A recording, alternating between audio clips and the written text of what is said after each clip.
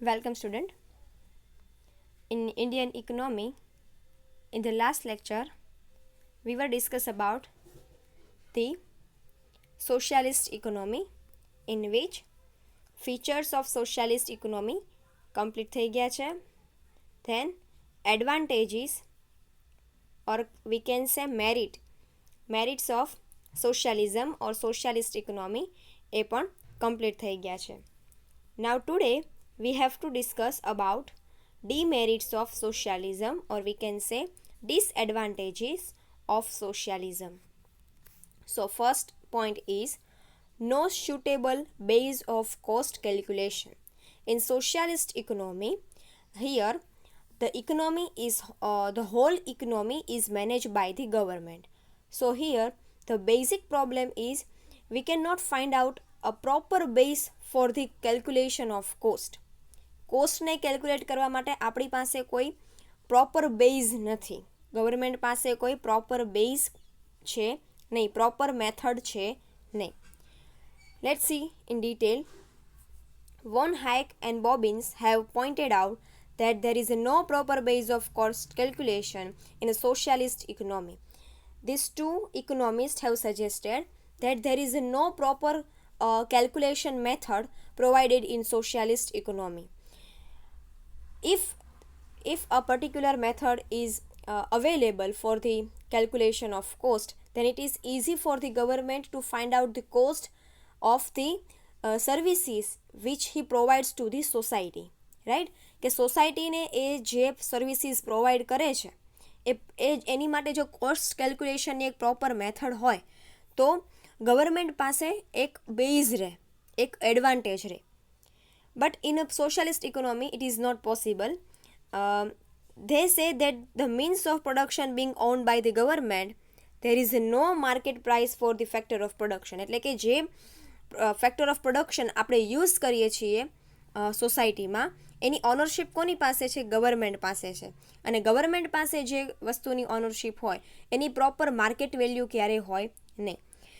In the absence of the market mechanism, there is no standard way of calculating cost of production for different goods and services. મતલબ કે કોઈ proper market નથી, કોઈ proper market value નથી જે goods and services government produce કરે છે એની. And that's why we cannot find out the cost of production for the different goods and services. Okay, so first point is no suitable base for cost calculation. Second, choice of working incentives. ઇન્સેન્ટિવ્સને તમે શું કહી શકો? Incentives એક પ્રકારે પ્રોત્સાહનો કહેવાય. Incentive એટલે પ્રોત્સાહનો કહેવાય. The most difficult problem in this system is the choice and working of incentive in absence of profit motive. Here, specially જો આપણે સોશિયાલિસ્ટ ઇકોનોમીની વાત કરીએ તો socialist economy is working for the welfare of society. It is not working for the profit. એ profit માટે નથી કામ કરતી socialist economy. It is always working for the welfare of society. Society માટે કામ કરે છે. The Russian government has been using the policy of carrot and the stick. Some national honors are giving to those showing outstanding result. અલગ અલગ Russian government જે છે, Russian government છે એ આ પોલિસી ફોલો કરે છે. Carrot and the stick. Carrot and the stick એનો અર્થ એવો થાય કે રશિયન ગવર્મેન્ટ એ સોસાયટીના વેલફેર માટે કામ નથી કરતી. એ શેના માટે કામ કરે છે? એ પ્રોફિટ અર્ન કરવાના હેતુથી દરેક પ્રકારની જે સેવાઓ છે, જે સોસાયટીને સુવિધાઓ છે એ પૂરી પાડે છે. એન્ડ ધેટ્સ વાય એને એનું રિઝલ્ટ છે મળે છે, એને એનું સારું રિઝલ્ટ મળે છે. Because they are not working for the welfare of society, the Russian government is working for the motive of profit.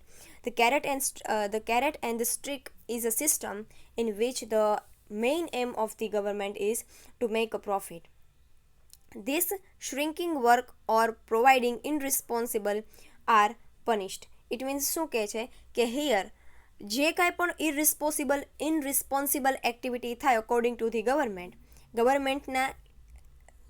ગવર્મેન્ટના point of વ્યૂથી જે ઇરિસ્પોન્સિબલ એક્ટિવિટી થતી હોય એના માટે એને શું થાય છે? પનિશમેન્ટ થાય છે.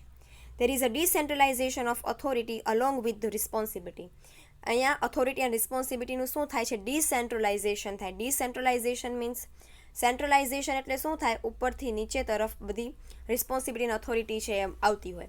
ડિસેન્ટ્રલાઇઝેશન મીન્સ શું થાય, નીચેથી ઉપરની તરફ ઓથોરિટી અને રિસ્પોન્સિબિલિટી છે એ બાયફર્કેટ થાય છે. This assure the freedom at the lower level and scope for incentive. અને દેટ્સ વાય કે અહીંયા ડિસેન્ટ્રલાઇઝેશન થાય છે એટલા માટે શું થાય છે તો કે અહીંયા છે ensure the freedom at lower level. Lower લેવલે શું જોવા મળે છે, ફ્રીડમ જોવા મળે છે વર્કની. However there is no comparable system of incentive and disincentive to the profit motive in the capitalist economy. કેપિટાલિસ્ટ ઇકોનોમીમાં શું થાય, કેપિટાલિસ્ટ ઇકોનોમી છે એ પ્રોફિટ અર્ન કરવા માટે કામ કરે છે, તો અહીંયા ત્યાં ઇન્સેન્ટિવ્સનો કોઈ પ્રશ્ન હોતો જ નથી. એટલે કે કોઈ ઇન્સેન્ટિવ એટલે ફાયદાઓ, પ્રોત્સાહનો. ઇન્સેન્ટિવ છે એ કેપિટાલિસ્ટ ઇકોનોમીમાં નથી હોતા. શું કામ, એ always work for the profit motive. અને અહીંયા socialist economy is working for the society. And that's why here the scope of incentive is at the lower level is very important.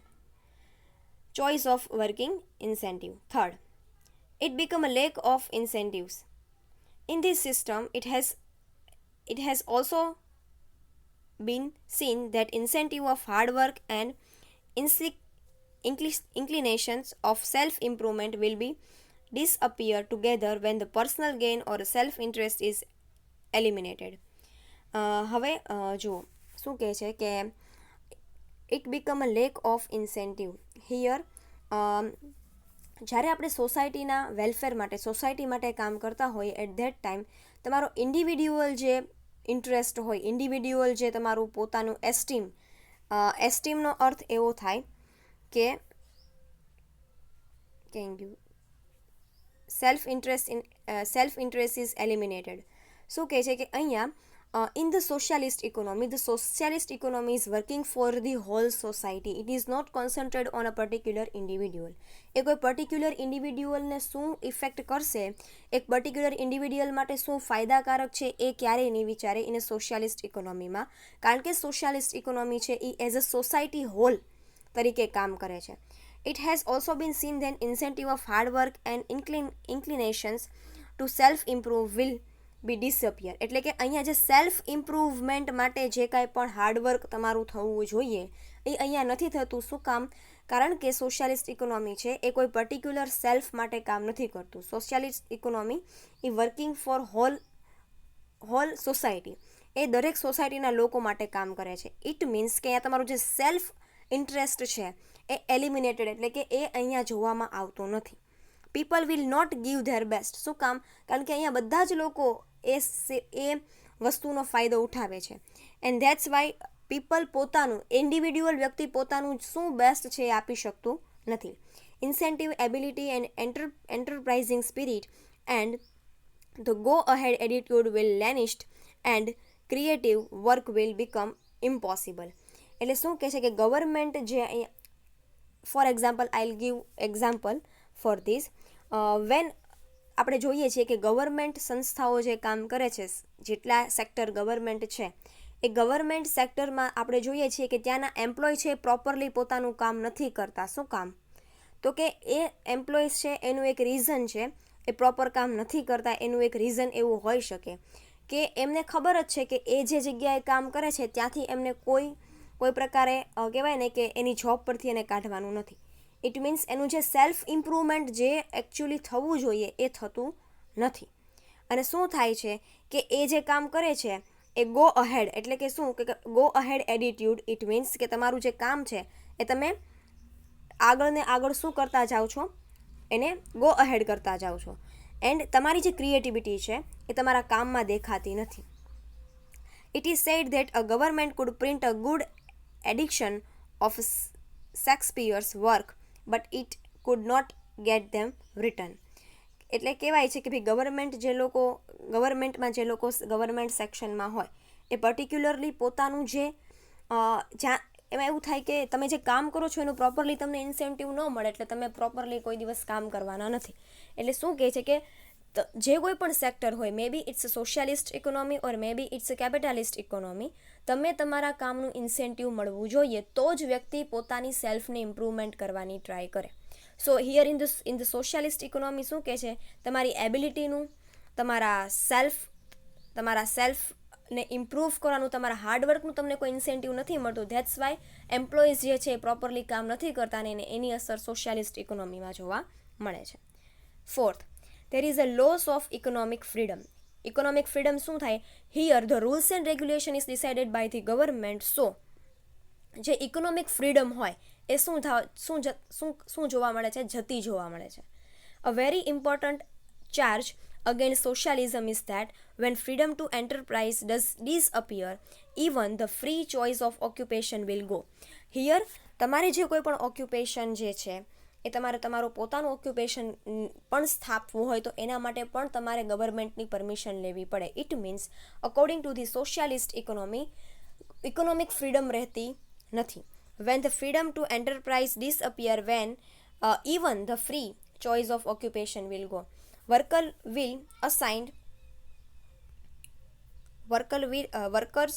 will assign certain jobs and they cannot change them without the consent of planning authority. It means કે if you are appointed in any government sector, તમને assign કરવામાં આવે કોઈ particular job માટે, તમે તમારું કામ ત્યાં સુધી નથી મૂકી શકતા. You can not change them without the consent of planning authority. તમને જેણે અપોઇન્ટ કર્યા છે એની ઓથોરિટી વગર તમે એનું કામ છોડી શકતા નથી. Every workers will have to do work what he will be ask to do. Because જે કાંઈ પણ પ્લાનિંગ થયું હોય in the society according to the government, તમને જે કામ આપવામાં આવે તમારે કરવું જ પડે. It means for the worker also there is no freedom in their work. તેમના કામમાં એમને પણ કોઈ ફ્રીડમ મળતી નથી. It means in a socialist economy, because here the rules and regulation is decided by the government and all the planning is done by the government. So the freedom is not, we cannot see the economic freedom in the socialist economy. Fifth, lack of data, experts and administrator for planning. એટલે કે basically the socialist economy is based on the planning. So the lack of data, it means કે તમારી પાસે જે કાંઈ પણ planning માટેનો data છે, લેક એટલે એની શું થાય? અછત. તમારી પાસે પ્લાનિંગ માટે જે ડેટા છે એની અછત છે. તમારી પાસે એક્સપર્ટ નથી, ડેટાનું એનાલિસિસ કરવા માટે એક્સપર્ટ નથી, પ્રોપર એડમિનિસ્ટ્રેટર્સ નથી. અને જો આની અછત હોય, ઇટ મીન્સ તમારી પાસે પ્રોપર ડેટા ન હોય, તમારી પાસે એક્સપર્ટ ન હોય, તમારી પાસે એડમિનિસ્ટ્રેટર ન હોય પ્લાનિંગ માટે, ધેન પ્લાનિંગ થઈ જ ન શકે. સો in a socialist economy it is very important to availability of proper data, experts and administrator. Operating a socialist economy as a planned economy required a huge data, a good number of experts and equal number of administrators at a different level for administrating the plan. મેં તમને કીધું એમ કે in a socialist economy, because it is a planned economy and here the huge data is required. huge એટલે શું થાય? બહુ વધારે પ્રમાણમાં તમારી પાસે ડેટા હોવો જોઈએ, અવેલેબલ હોવો જોઈએ. જો ડેટા ન હોય તો તમે પ્લાનિંગ ન કરી શકો. તમારી પાસે એક્સપર્ટ ન હોય તો એ ડેટાનું કોઈ એનાલિસિસ ન કરી શકે. And equal number of administrator, હવે તમારી પાસે data, huge numbers of data છે, હ્યુજ નંબર્સ ઓફ એક્સપર્ટ છે, પણ એનું પ્રોપર એડમિનિસ્ટ્રેશન ન થાય, એનું પ્રોપર પ્લાનિંગ ન થાય ડિફરન્ટ લેવલ ઉપર, તો તમારું પ્લાનિંગ છે એ ફેલ થાય. No doubt machine can help to process the data and expert can advise, but there has to be decision making at a different level of government. હવે ઘણી વખત આપણને વિચાર આવે કે ડેટા માટે આપણી પાસે મશીન હોય, ફોર એક્ઝામ્પલ કોમ્પ્યુટર્સ છે કે બીજા કોઈ પણ XYZ મશીન કે જે આપણે ડેટાને ઓપરેટ કરવા માટે યુઝ કરી શકતા હોઈએ. મે બી આપણી પાસે એક્સપર્ટ છે જે આપણને આ ડેટાનું એનાલિસિસ કરીને આપે છે, પણ finally at the end of the work, at the end of the level, decision making તમારે કરવું જ પડશે. ડિસિઝન મેકિંગ તમારે જ કરવું પડશે એટ અ ડિફરન્ટ લેવલ. દરેક લેવલ ઉપર ડિસિઝન મેકિંગ તમારે પોતાને કરવાનું છે. It is difficult to find out enough data with the result that decide as per delay, miscarried or wrongly implemented. If we are not manage proper data, expert and the advice of expert and administrator, then જે આપણી પાસે data છે એનો કોઈ મતલબ નથી. આપણે જો આપણી પાસે ડેટા છે, આપણી પાસે એક્સપર્ટ છે, પણ એ માટે આપણે જે પ્લાનિંગ કર્યું છે એ પ્લાનિંગને ડિફરન્ટ લેવલ ઉપર ઇમ્પ્લિમેન્ટ આપણે પ્રોપર ટાઈમે ન કરી શકીએ તો ડિસિઝન્સ આર ડિલે, તો ડિસિઝન્સ લેવામાં ડિલે થાય, મિસકેરીડ થાય, તમારા જે ડેટા છે એ અલગ જગ્યાએ બીજી જગ્યાએ જ્યાં જરૂર નથી ત્યાં વયા જાય, રોંગલી ઇમ્પ્લિમેન્ટેડ, તમારા ડેટા છે એ શું થાય, રોંગ ઇમ્પ્લિમેન્ટ થાય. Ultimately the common people have to pay the price of this mistake. અને અલ્ટિમેટલી શું થાય કે અલ્ટિમેટલી આ જે આપણે આથી જે કાંઈ પણ રોંગ ડિસિઝન લેવાયા હોય અલ્ટિમેટલી એનું જે પે ઓફ છે એ કોને કરવું પડે, કોમન પીપલને કરવું પડે. So 5th is lack of data, expert and administrators of for planning. 6th, loss of economic freedom and consumer surviving. Under socialism, all economic activity is directed by the central planning authority. There is no significant role given to private investment and initiative. શું કહે છે કે here particularly loss of economic freedom અને consumer સર્વાઇજિટી. શું કહે છે કે ભાઈ કન્ઝ્યુમરની જે રિક્વાયરમેન્ટ હોય એને આપણે પ્રોપરલી કહેવાય ને કે ધ્યાન આપી શકતા નથી. શું કામ? Because of the loss of economic freedom, economic ફ્રીડમના કારણે. ઇકોનોમિક ફ્રીડમ એટલે શું? અમુક પર્ટિક્યુલર રૂલ્સ એન્ડ રેગ્યુલેશન્સ ગવર્મેન્ટના એવા હોય છે કે જેની અંદર રહીને જ આપણે કામ કરવું પડે છે. ઇટ મીન્સ તમને એના રૂલ્સ રેગ્યુલેશનમાંથી કોઈ પણ પ્રકારની ફ્રીડમ મળી શકે નહીં, અને એના કારણે કન્ઝ્યુમરને જે જોઈએ છે એ આપણે આપી ન શકીએ એવું પણ બને. Under socialism the planning is done by the central authority, right. So અહીંયા કોઈ પ્રાઇવેટ સેક્ટર છે એ ગવર્મેન્ટના સેક્ટરમાં ડિસિઝન લઈ શકતા નથી. Consumer are compared to expert to accept whatever public enterprises produce for them. Here કન્ઝ્યુમરની નીડ્સ એન્ડ વોન્ટ્સ છે એનું કોઈ ઇમ્પોર્ટન્સ નથી. ગવર્મેન્ટ જે કાંઈ પણ ગુડ્સ એન્ડ સર્વિસીસ પ્રોડ્યુસ કરે છે, પબ્લિક ઓથોરિટી જે છે એ જે કાંઈ પણ ગુડ્સ એન્ડ સર્વિસીસનું પ્રોડ્યુસ કરે છે એ એમને એક્સેપ્ટ કરવું પડે છે. Generally there is a limited variety of goods and restricted available choice. અને ખાસ in the public sector authority or we can say in the government society, in the government organization there are a limited variety કેવી છે? ઓછી છે. and restricted availability of choice. તમારી પાસે choice પણ બહુ ઓછી છે. restricted એટલે કે અમુક જ છે. price are fixed by the government and consumer just cannot do anything about them. અને here the price of goods and services is also fixed by the government. તો અહીંયા કન્ઝ્યુમર છે એ બાર્ગેનિંગ કરી શકતો નથી. બાર્ગેનિંગ મીન્સ શું? ભાવતાલ. શું કામ? અહીંયા ગુડ્સ એન્ડ સર્વિસીસની પ્રાઇસ પણ કોના દ્વારા ફિક્સ કરવામાં આવે છે? Public authority, it means government દ્વારા. Consumer preferences are just guessed by the planners who have no compulsion to study the people's preferences deeper. એટલે શું કહે છે કે પીપલનું પ્રેફરન્સ શું છે એનું અહીંયા કોઈ ડિટેલમાં, ડીપર એટલે શું થાય? ડિટેલમાં, કોઈ ડીપમાં છે એ ચેકિંગ આઉટ કરવાનું નથી. It means the loss of economic freedom and consumer sovereignty. 7th, imperfection in planning leads to dissatisfaction on a big scale. જો તમારું પ્લાનિંગ છે ઇમ્પરફેક્શન વાળું હોય, ઇમ્પરફેક્શન મીન્સ પ્રોપર ન હોવું, બરાબર. Imperfection in planning leads to dissatisfaction of big scale. તમારું planning જો ઇમ્પરફેક્શન હોય, પ્લાનિંગમાં કંઈ ભૂલ હોય, ઇટ મીન્સ તમારો જે બિગ સ્કેલ ઉપર તમે જે પ્લાન તૈયાર કર્યો છે એ પણ શું થઈ શકે છે? લીડ્સ ટુ ડિસસેટિસ્ફેક્શન, એટલે કે એમાં પણ તમને નિરાશા મળી શકે છે.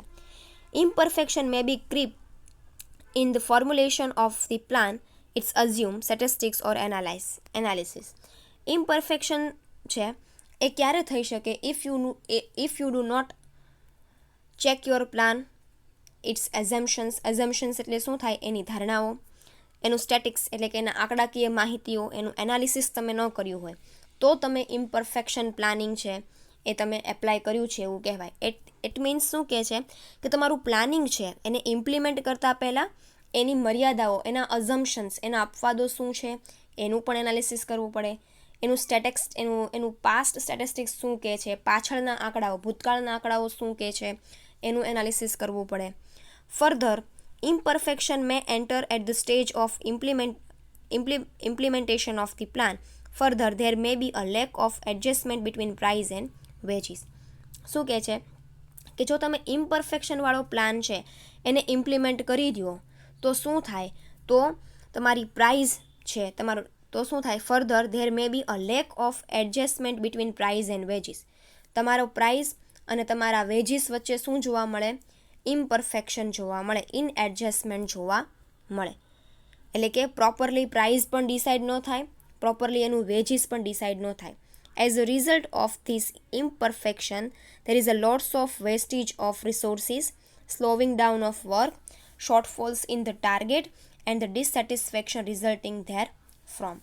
શું કહે છે કે આ ઇમ્પરફેક્શનનું રિઝલ્ટ શું આવે, તો કે lots of wastage of resources, તમારા રિસોર્સિસ છે એનો વેસ્ટ થાય, બિકોઝ તમારી પાસે ડેટા છે, તમારી પાસે એક્સપર્ટ છે, એના લૂપ હોલ્સ શું છે, એના અઝમ્પશન્સ, એની ધારણાઓ શું છે, એના આંકડા શું કહે છે, એનું પાસ્ટ શું કહે છે, એનું જ્યાં સુધી તમે પ્રોપરલી સમજશો નહીં, એને પ્રોપરલી ઇમ્પ્લિમેન્ટ નહીં કરો તો તમને રિઝલ્ટ હંમેશા ખરાબ જ મળશે. એટલે શું કહે છે, એઝ અ રિઝલ્ટ ઓફ ઇમ્પરફેક્શનનું રિઝલ્ટ શું હોઈ શકે, લોટ્સ ઓફ વેસ્ટેજ જાય છે, સ્લોવિંગ ડાઉન ઓફ વર્ક છે એ તમારું ડાઉન થાય છે, શોર્ટફોલ ઇન અ ટાર્ગેટ છે એમાં શોર્ટફોલ આવે છે, ડિસસેટિસ્ફેક્શન થાય છે. તો આ બધા પ્રોબ્લેમ્સ છે થઈ શકે છે if you are not implement your plan properly. 8. Too much power is concentrated in the state. એટલે કે તમારો વધારે પડતો જે તમારી જે મોસ્ટલી પાવર છે, રિસ્પોન્સિબિલિટી છે, is it on the hands of state. Under the socialism, the state is not merely a political authority, but it also exercises unlimited authority in the economic space. શું કહે છે કે political authority, it means a state. Here, in terms of political authority and state, we can say a state government, right? State government છે એની પાસે કહેવાય ને કે ભાઈ authority and responsibility ઘણી બધી છે, બરાબર, પણ એના કારણે ઇકોનોમીને ઘણી બધી પ્રોબ્લેમ્સ છે હોઈ શકે છે. In this all power is concentrated in the state. It means the state is everything and individual nothing. It means શું કહે છે કે સ્ટેટ, ઇટ મીન્સ કે central government, state political party છે એ જે કાંઈ પણ ડિસિઝન લે એ ડિસિઝન છે એ કન્ફર્મ છે. ઇન્ડિવિડ્યુઅલ એમાં કોઈ પ્રકારનો ચેન્જ કરી શકે નહીં. ઇન્ડિવિડ્યુઅલ મીન્સ હું કે તમે, એક ઇન્ડિવિડ્યુઅલ એક વ્યક્તિની વાત છે. He is reduced to a cheaper. After all, the human institutions are for men and not men for this institution. institution લખે અહીંયા, હ્યુમન ઇન્સ્ટિટ્યુશન. શું કામ, તો કે આપણને ખબર છે કે હ્યુમન નેચર એવું જ કહે છે કે જેના હાથમાં પાવર હોય એ જ બધું કરી શકે છે, અને જે ઇન્ડિવિડ્યુઅલ છે એના હાથમાં પાવર નથી, it means he is nothing, right. So the 8th point શું કહે છે કે અહીંયા ખાસ the whole power is on the hands, or we can say is concentrated in the state political party. It means the rules and regulation is decided by the state. So individual છે એમાં કોઈ પ્રકારનો change કરી શકતો નથી. And 9th, there is a laws of person liberty. Liberty means શું, તમારી personal liberty કોઈ નથી. Liberty, it means freedom, one kind of freedom. Socialism is not unemployment, but the critics resort by saying that there is also no employment in jail. They regard a society state as one big poison house, and they do not think that employment is any compensation for loss of liberty. Here, in a simple word, I can say તમારી જે personal liberty છે એ તમારી પોતાની personal liberty રહેતી નથી. If you are working in the socialist economy, તમારી જે personal freedom રહેવી જોઈએ એ સોશિયાલિસ્ટ ઇકોનોમીમાં મે બી રહી શકતી નથી. You can feel like a jail, તમે એક જેલ જેવું ફીલ કરો, because you are bounded by the rules and regulation. તમે રૂલ્સ એન્ડ રેગ્યુલેશનની આજુબાજુ જ હંમેશા બંધાયેલા હો. ઇટ મીન્સ તમને એવું ફીલ થાય કે યુ આર શું કીધું છે કે અહીંયા કે saying that there is also no unemployment in a jail. એક પ્રકારનું તમને જેલ જેવું ફીલ થાય. એટલે શું કહે છે, there is a loss of personal liberty. So there are 9 disadvantages of socialism. Here the topic of socialist economy is completed. In the next lecture we will see about the third part of economy, and that is mixed economy. Thank you.